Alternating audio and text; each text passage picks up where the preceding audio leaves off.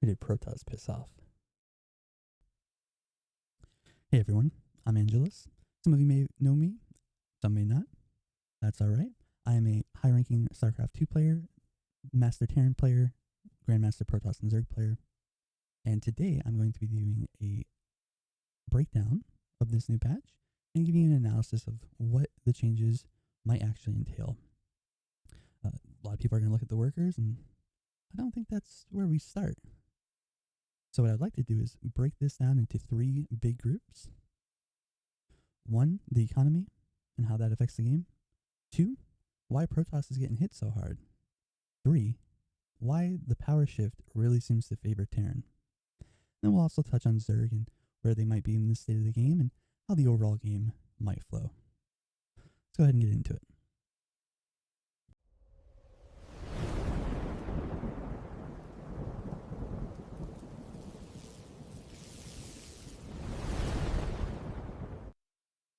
Alright, so let's go ahead and start with the economy.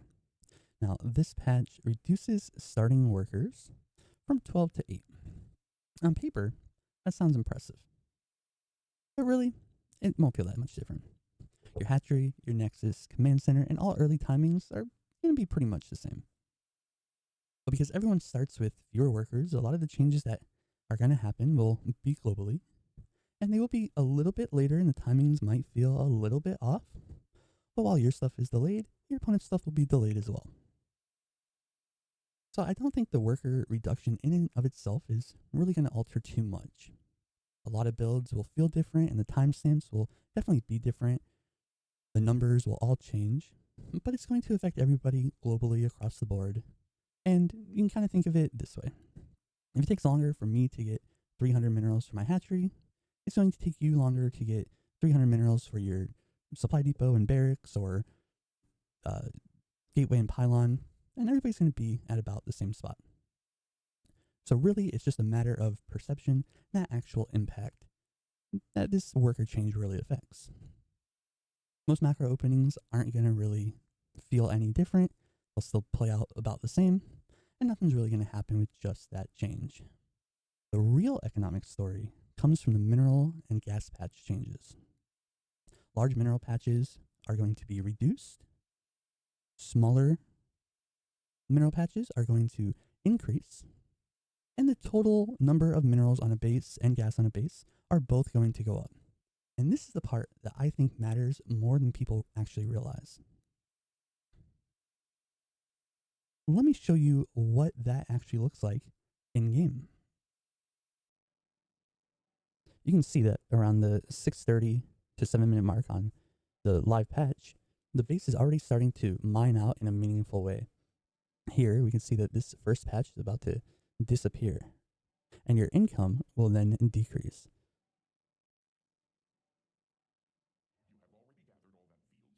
Our other low mineral patches are also getting on the lower end, and as these workers resaturate and shift around, they will begin to mine out pretty quickly as well. Economy is already taking a hit. Now, let's compare that to the PTR and see what that looks like. Now, with the small patches lasting longer, the base holds its income longer. Instead of that same level of depletion happening around the 6:30 to 7 minutes mark, you're looking closer to 9 to 10 minutes before the base feels like it's being mined out. That changes the shape of the mid-game. It does not just change the timestamp of builds, it changes how much pressure there is to take the next base, transfer workers, and avoid an income dip. And so when I say the economy changes is bigger than just starting with a few workers, this is what I mean. This is part of why the 3 to 4 base transition can feel so forced in the current game. Your main starts falling off while you're still trying to stabilize everything else. You're saturating, transferring workers, defending, teching, and trying not to let your income dip too hard. Now let's talk about Protoss, because this is the part of the patch that immediately made me say, where did Protoss piss off? The important thing to understand is that Protoss changes are easy to misread. Warp gate is not simply getting better. What Blizzard is doing is to bring normal gateways from warp gate production. After warp research, normal gateways produce units faster. So this is a pretty big shift towards pushing gateway production and getting out of warp gate production. So in that sense, that's being encouraged quite a bit. But the actual warp gate mechanic is being taxed. Before, Protoss paid for warp gate one time, and then every gateway could turn into a warp gate and warp all over the place. Now, each gateway has to pay 50 minerals and 50 gas in order to transform. That means if you want to build 10 gateways, that's 500 minerals and 500 gas you didn't have to spend before. That's huge. This is not just a small cost increase, but this is something that affects the fundamental way Protoss is played. Really, it affects the gas math for the economy.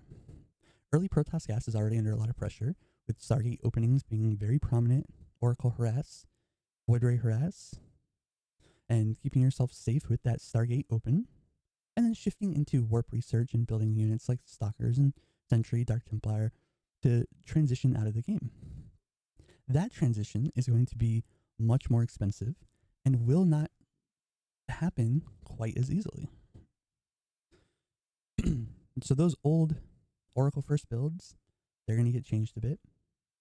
I think some of the all-ins that are really low gas, like Charge Lot all-ins and Adept all-ins, are also going to get hit quite hard, because while before Protoss could have one gas and warp in a bunch of Charge Lots, that's not going to be able to happen anymore. They could build them from gateways and send them across the map, but that's going to slow down that attack quite a bit.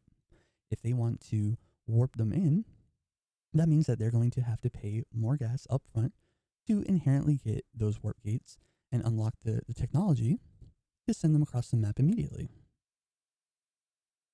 Now, with that being the case, that means that Protoss is going to need to build more workers to execute those same all-ins, and they're already starting with less like everybody else. So everything is going to become a little bit more costly, and those types of builds are really going to take a hit, really weakening the core all-in builds that are currently in play for Protoss. So Protoss is getting a really, really heavy meta shift at the moment.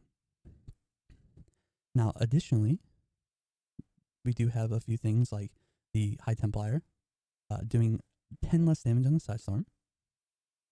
It's a little bit of a nerf, but shouldn't really affect things too much. And the Disruptor now has a Phantom attack weapon, and this is a more quality of life change for all of our F2 abusers out there who sometimes accidentally get their Disruptors killed by sending them ahead of their army.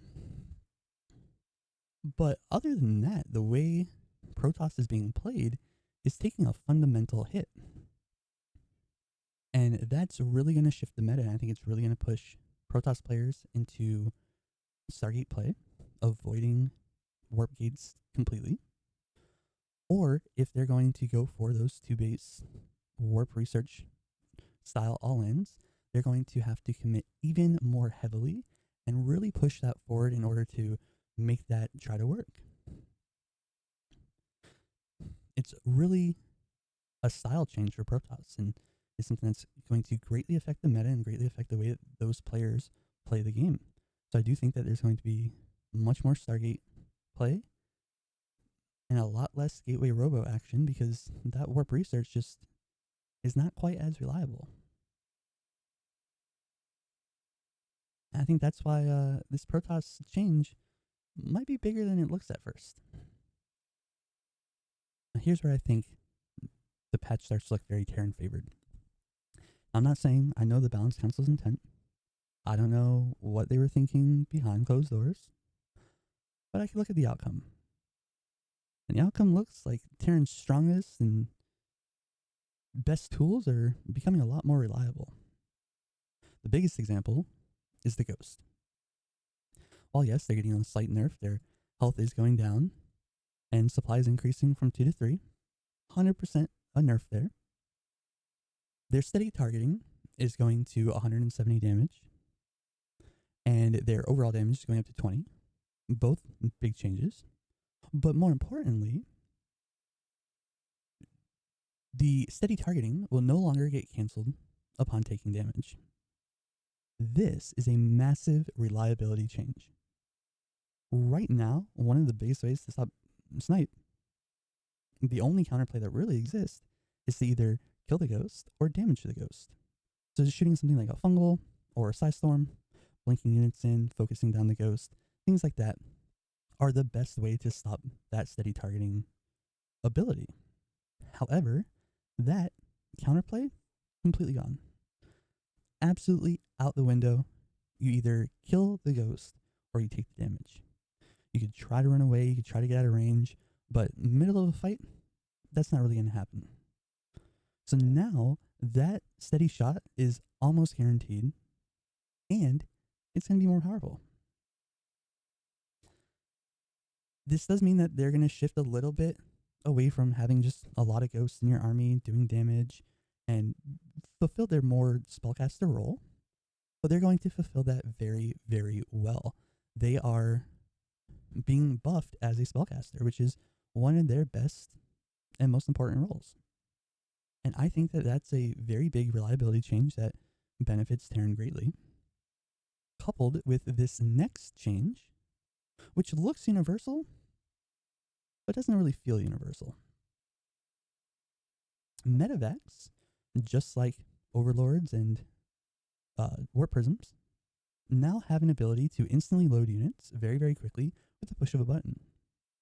And that sounds like it's just a small little change until you actually see it. Let's go ahead and take a look. Now on live, if Terran wants to save bio or reset a fight, they usually have to box the units, click the Medivac, and execute the pickup manually under pressure. This is already pretty powerful and requires a little bit of precision, but is very doable and in higher level players' hands is extremely effective. Now, let's compare that to the load nearby units. With the load nearby units, the pickup becomes much cleaner. Instead of needing the same level of box and click control, the Medivac can more easily scoop nearby units and reset. That means fewer mistakes, cleaner escapes, and more consistent harassment. And this is why I think we should not dismiss this as simply a quality of life change. Quality of life changes are not neutral when they make a race's strongest mechanic easier to execute. Terran already has some of the best 2-base pressure in the game and utilized drops more than any other race. So if the economy makes 2-base play last longer, ghosts become harder to interrupt and stop, and Medivac pickup becomes a lot easier, then Terran's strongest patterns become more consistent and more reliable at every level of play. Individually, some of these changes might not look insane, but patches are not played individually. They're played as a package. And as a package, this looks like it puts Terran pretty far ahead. Now, where does that leave Zerg? Zerg may not be the headline of this patch, but Zerg absolutely is affected by it. Some of that is direct and some of it's indirect. On the direct side of things, Zerg does get some real buffs. Coming back up here, having lower armor cost is greatly beneficial to Zerg. Carapace is one of the best upgrades that Zerg can do. It really helps stop +1 charge lot all-ins and +1 roach all-ins, and is extremely important when trying to hold those kinds of attacks off. So making it a little bit cheaper lets you get into the banelings quicker off of the armor upgrade, or it potentially lets you go both armor and attack at the same time, utilizing the lower cost to really push yourself ahead. And I think that's a pretty important thing to note. Additionally, Microbial Shroud does get some changes, which is a nice quality of life buff to the Infestor, back towards what happened with the Disruptor that we talked about earlier with Protoss. Getting that Phantom attack on the Disruptor for those F2 users. Infestors are going to have an attack very similar to the High Templar, which again will help that F2 instance where people just send their units out and attack across the map. Infestors will no longer just walk out and die. They're going to start fighting and be a little bit safer behind your army. For people who utilize hotkeys and keep them separate, you won't really have much of an effect on there. The damage is not going to be anything that will really change the outcome of a fight, but it does help prevent them from getting into random situations that get them killed. Additionally, Muta were buffed, and that is actually something that is extremely powerful. They now prioritize the attacks of their targets when they're using their glaives. So the bounce will go a better pathing from, let's say, one Marine to a second Marine to a third Marine, as opposed to potentially hitting a supply depot or potentially hitting a command center or something else that's randomly nearby. They will be more focused on delivering their damage in a more consistent way, and that is quite an advantage for Zerg. But it's not all, sunshine and rainbows for Zerg. There are a few things that will come into play as well. Creep is going to be a little bit slower in the early game to spread, and while it will last a little bit longer once it's killed, you will, of course, lose the vision still. So it will potentially affect your early game scouting and the vision of the map. Additionally, overlords will be much slower, and that will make them much more vulnerable when trying to scout your opponent, and will also potentially lead to issues where you might not get the scout off, and then you're left without information. So sending the overlord out is going to be a lot more risky, and again, something that Terran is going to benefit from very heavily, as they get very early anti-air utilizing the Marine, and will be able to take that out. Now, is that going to end the game? Absolutely not. And in fact, I think some of the biggest benefits for Zerg is actually the economy changes. The smoother economy and the real tech buffs for the units, especially the cheaper armor, it's really going to put them into a nice spot. Zerg will be able to flow into the game a lot smoother, a lot more consistently. They're not going to be as pressured to expand as quickly, even though they have the ability to. They have time to think about what they want to do, figure out the game, figure out their plan, and really put themselves in a position where they can get ahead. So while a lot of these changes are going to affect the power shift quite a bit towards Terran, I do think that Zerg will be okay as a whole. It's just going to get a little bit of a timing issue down, figuring out the reduced hatchery supply and getting your overlord into a position where you can scout without taking heavy losses. But once you're in that rhythm and figure that out, I do think Zerg will be okay. Overall, I think Protoss is going to be forced to change a lot of their meta builds currently. They're going to have to shift how they approach the game, and I think we're going to see a lot more Sky Toss. I think that Terran Harassment is going to become very, very reliable across all levels of play. Once you get that hotkey going and you pick up those units with those Medivacs, it's going to be way easier to pressure your opponent, throw them off kilter, and get yourself back out and in a position of power. And overall, while I don't think Zerg changed too much, they do still need to pay attention to what's going on in the game, figure out their pacing, figure out what's going to work for them, and really approach this cautiously. Because while their changes weren't too strong and didn't sway too much one way or the other races are going to change how they play quite a bit. So, too long didn't read? This is my overall verdict here. And the worker reduction is probably overhyped. It changes the clock a little bit. It's going to shift everything behind about 30 seconds or so. But the real changes are going to come with the increased mineral and gas. That's going to affect the reliability the most in the game. Bases will last longer. The income transition should be smoother. You'll kind of get rid of that messy 3 to 4 base transition period. And 2 base styles should be a little bit more durable. Protoss is getting redesigned. Normal gateway production is getting buffed, kind of pushing towards that, encouraging a lack of warp research. And warp infrastructure is going to be more expensive, so if you want to instantly get across the map, you're going to have to pay for it.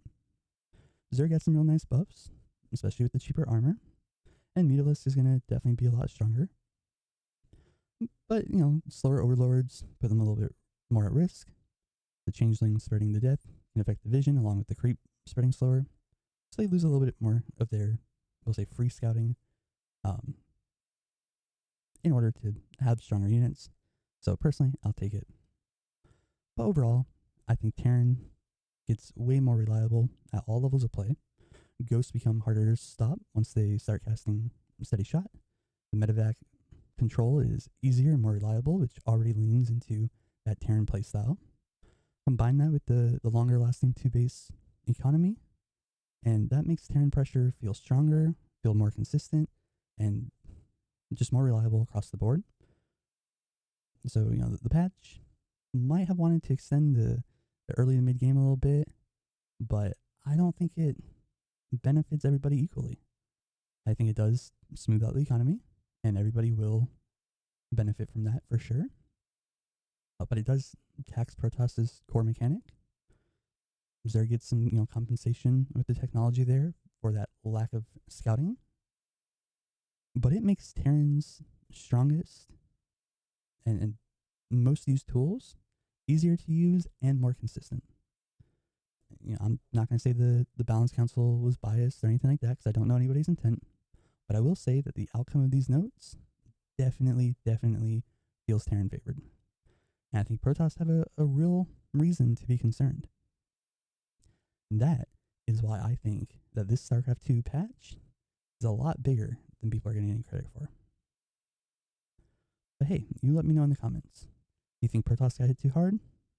Or is Terran actually a really big winner here? And if you're a Zerg player, I'm curious what you think too. Do the buffs to the army outweigh the scouting loss and the early macro friction? Or does the Terran side of things really worry you? Let me know. If you enjoyed this video, drop a like and subscribe for more competitive gaming content. And if you want to go deeper, join the Angel Armada. You'll find resources, community discussion, and everything else we're building together over there. You can also reach out to me directly about coaching if you want some additional help. Sharpen your skills, rise to the ranks. Ascension awaits. Thanks for watching. I'll see you in the next one.